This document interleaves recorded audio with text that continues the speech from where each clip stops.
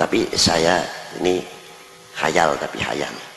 Saya pernah didatangi tokoh-tokoh jin. Lo percaya mau tidak terserah. Datang ke saya. Rombongan, saya tak lihat, waduh kakinya lain. Assalamualaikum, waalaikumsalam. Ahlan wa sahlan, mari. Saya tanya, ini yai-yai dari mana nih? Saya dari Azraq. Azraq itu satu planet, walaupun dalam ilmu pengetahuan tidak ada. Azraq itu ibu kotanya jin, planetnya jin, namanya Azraq. Ini yang ahli ilmu hikmah mesti paham. Kalau tidak ahli ilmu hikmah nggak paham. Nah, dia berdatangan ke tempat saya. Lalu saya tanya, kok hebat betul jauh-jauh ke sini, ada apa ini yai-yai? Bukan begitu, Bib. Saya mau minta ijazah. Loh, kenapa ijazah? Padahal kalian ini godang-godangnya ilmu kok. Jin itu sama dengan manusia, yang jadi wali kutub juga ada, pembesarnya aulia juga ada, yang setiap hari itu tidak pernah lepas ketemu dengan Rasulullah dalam yaqdotan au manaman. Di dalam kitab Tafakkur wal I'tibar As-Salat ala Nabil Mukhtar, ta'lif Syekh Ahmad bin Thabit Al-Hasani. Di situ jelas sekali keterangannya, gamblang. Jadi auliyanya itu besar-besar. Ketika kita mengucapkan Allahumma ghafir umat Sayyidina Muhammad, termasuk jin-jin yang mukmin terbawa. Allahumma ghafir mu'minin wal mu'minat wal muslimin wal muslimat, itu bukan untuk manusia saja. Jin pun mendapat doa dari kita, dan jin pun juga mendoakan doa kita. Cuma karena mereka tidak mempunyai gravitasi bumi, daya tarik bumi, selalu kasar. Kalau memegang sesuatu mesti harus keras. Itu watak jin. Karena apa? Tidak bisa kalau dia pegang langsung, harus nekan. Lalu saya tanya, untuk apa ayat kursi? Ya sudah biasa dibaca kok. Tidak begitu, Beb. Di tempat saya itu banyak jin-jin kesurupan manusia.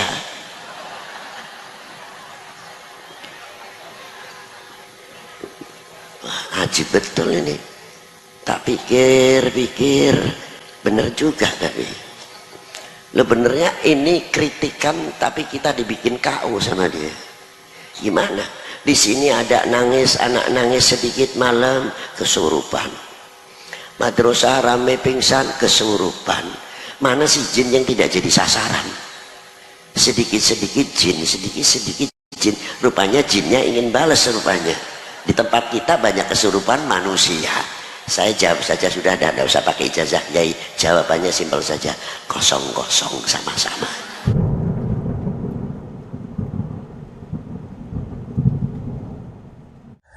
Normalnya manusia, mereka tidak bisa melihat jin. Dan itu karakter yang Allah Subhanahu wa Ta'ala berikan bagi manusia. Sebagaimana yang Allah nyatakan dalam Al-Quran, tepatnya di surat Al-A'raf, Allah Subhanahu wa Ta'ala berfirman, innahu yarakum huwa wa qabiluhu min haitsu la tarawnahum inna ja'alna syayatina awliya'a lilladzina la yu'minun. Sesungguhnya dia, yaitu iblis, yarakum, bisa melihat kalian para manusia. Huwa wa junuduhu, dia dan para pengikutnya, para pasukannya, yaitu para jin. Min haitsu la tarawnahum, di tempat yang kalian tidak bisa melihat mereka. Inna ja'alna syayatina awliya'a lilladzina la yu'minun, dan kata Allah Subhanahu wa Ta'ala, aku jadikan setan-setan itu menjadi wali bagi orang-orang yang tidak beriman. Ayat ini mengisyaratkan bahwa manusia pada normalnya mereka tidak bisa melihat jin, dan itu normalnya manusia.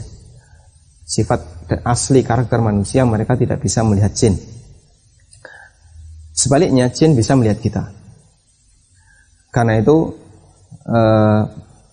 mengingat manusia tidak bisa melihat jin, tidak ada sisi kelebihan dan keistimewaan ketika ada orang yang melihat jin. Mungkin yang jadi pertanyaan adalah, bagaimana dengan riwayat dari Abu Hurairah radhiyallahu anhu yang beliau pernah menangkap jin ketika zakat apa? Ketika beliau diperintahkan untuk jaga zakat mal atau zakat fitrah. Disebutkan dalam hadis riwayat Bukhari Muslim, Abu Hurairah radhiyallahu anhu pernah ditugaskan oleh Nabi sallallahu alaihi wasallam untuk menjaga gudang zakat. Kemudian di malam pertama datang sesosok makhluk yang dia mencuri makanan. Kemudian ditangkap oleh Abu Hurairah. Kemudian makhluk ini memelas, tolong lepaskan saya karena anak saya membutuhkan, saya butuh makanan. Kemudian dilepaskan oleh Abu Hurairah. Karena Abu Hurairah berasumsi dia termasuk yang layak untuk mendapatkan zakat karena dia tidak mampu. Kemudian di malam yang kedua dia datang lagi. Kemudian ditangkap lagi oleh Abu Hurairah. Lalu dia beralasan, tolong kasihani saya butuh makanan. Kata Abu Hurairah, tidak, saya akan laporkan kepada Nabi sallallahu alaihi wasallam. Kemudian dia memelas, saya tidak akan datang lagi. Kemudian di malam yang ketiga ternyata sosok ini datang lagi. Lalu ditangkap oleh Abu Hurairah radhiyallahu anhu, dan kali ini kata Abu Hurairah, tidak ada ampun bagimu. Akan aku laporkan kepada Nabi sallallahu alaihi wasallam. Namun si sosok makhluk ini tetap memelas dan dia mengatakan kepada Abu Hurairah, maukah kutunjukkan kepadamu satu amalan yang bisa kamu baca sebelum tidur, sehingga dengan itu kamu tidak akan diganggu oleh golongan kami, yaitu golongan jin, sampai pagi. Kemudian jin ini mengajarkan ayat kursi agar dibaca sebelum tidur, dan itu salah satu di antara keistimewaan ayat kursi. Dibaca sebelum tidur akan menghalangi gangguan jin dari mulai awal malam sampai orang itu bangun tidur. Kata Al-Hafidz Ibnu Hajar rahimahullah ketika beliau menjelaskan hadis ini dalam kitabnya Fathul Bari, karena hadis ini diriwayatkan oleh Bukhari, beliau menyebutkan bahwa apa yang dialami oleh Abu Hurairah radhiyallahu anhu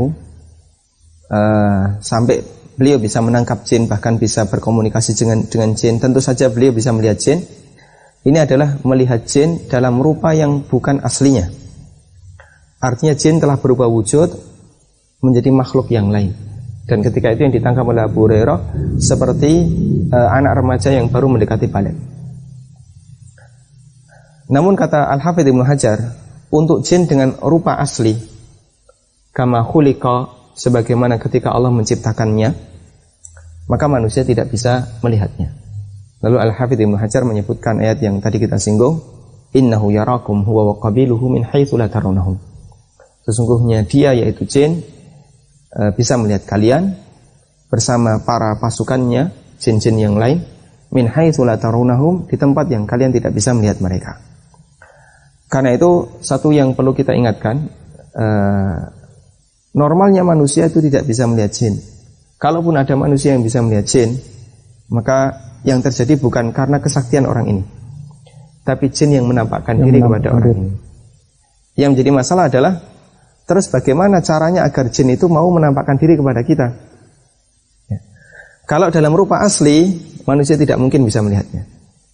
Tapi kalau kemudian jin itu berubah wujud dan menampakkan diri kepada manusia, mungkin bagi dia untuk manusia ini untuk bisa melihatnya. Tapi yang jadi pertanyaan adalah, bagaimana caranya agar jin itu bersedia untuk berubah wujud dan menampakkan diri kepada kita? Ya. Kita ingatkan bahwa semacam ini bukan keistimewaan bagi manusia.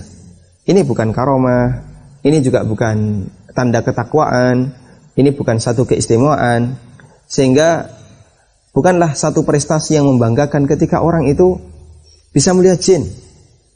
Karena jin yang menampakkan diri kepadanya bukan kemampuan dia bisa melihat jin. Manusia tidak bisa memiliki kemampuan untuk melihat jin. Tapi orang-orang itu berprasangka itu. Tapi jin yang menampakkan diri. Cuman kemudian anggapan masyarakat, wah dia sakti, orang pintar. Ya. Orang pintar karena dia bisa melihat jin. Padahal hakikatnya tidak bisa. Kata para ulama di sana ada dua kemungkinan, bahwa jin bersedia untuk menampakkan diri kepada manusia. Kemungkinan yang pertama adalah atas permintaan manusia itu. Misalnya dengan cara dia mencari jin di gua atau apa, dengan cara bertapa, yang semuanya adalah persembahan kepada jin. Diawali dengan persembahan kepada jin, akhirnya jin mau memberikan layanan kepadanya, dan itu kesyirikan. Atau kemungkinan yang kedua, ada jin yang dia saking cintanya kepada manusia, kemudian dia terkadang menampakkan dirinya kepada orang itu tanpa ada unsur keinginan dan usaha dari orang tersebut. Seperti yang dialami oleh anak kecil. Kadang anak kecil melihat jin, atau dia melihat makhluk yang tidak dilihat oleh orang lain. Orang menyebutnya ini anak indigo, punya indera keenam, padahal hakikatnya tidak. Kita tidak memiliki indera lebih dari 5. Semua manusia sama. Cuman kenapa anak ini dia bisa melihat sesuatu yang gaib? Jawabannya adalah karena ada jin yang menampakkan diri kepadanya. Meskipun si anak ini tidak ada usaha sama sekali untuk bertemu dengan jin, tapi ada jin yang suka dengan dirinya, kemudian menampakkan diri kepada dirinya. Maka kita nasihatkan kepada penanya, kita tidak perlu punya keinginan untuk bisa melihat jin. Tidak ada sisi istimewanya. Justru di antara nikmat yang besar yang Allah Subhanahu wa taala berikan kepada kita adalah ketika kita tidak bisa melihat jin. Kalau kita bisa melihat jin, nanti kita akan sering melihat sesuatu yang menakutkan bagi diri kita. Karena di antara wajah yang buruk untuk dilihat adalah wajahnya jin. Allah Subhanahu wa taala menyebutkan dalam Al-Qur'an, di antara bentuk ngerinya neraka, di situ ada pohon zakum. Allah sebut ka'annaha ru'usus syayatin. Pohon zakum itu seperti kepala setan. Artinya sesuatu yang nggak nyaman untuk dilihat, menakutkan. Dan itu nikmat dari Allah Subhanahu wa taala ketika kita tidak bisa melihat jin. Maka jangan sampai ada keinginan, wah gimana caranya bisa melihat jin? Tidak ada sisi istimewanya. Justru nanti malah semakin membuat hidup kita nggak nyaman. Menghadap ke kanan ada wajah seram, menghadap ke kiri ada wajah seram, nanti ke depan ke belakang semuanya penuh dengan wajah seram. Bagaimana bisa merasakan hidup normal, hidup yang nyaman? Tapi alhamdulillah Allah Subhanahu wa taala membuat kita tidak bisa melihat jin, sehingga kita bisa hidup lebih nyaman. Kita bisa melihat benda-benda yang tidak menakutkan bagi kita.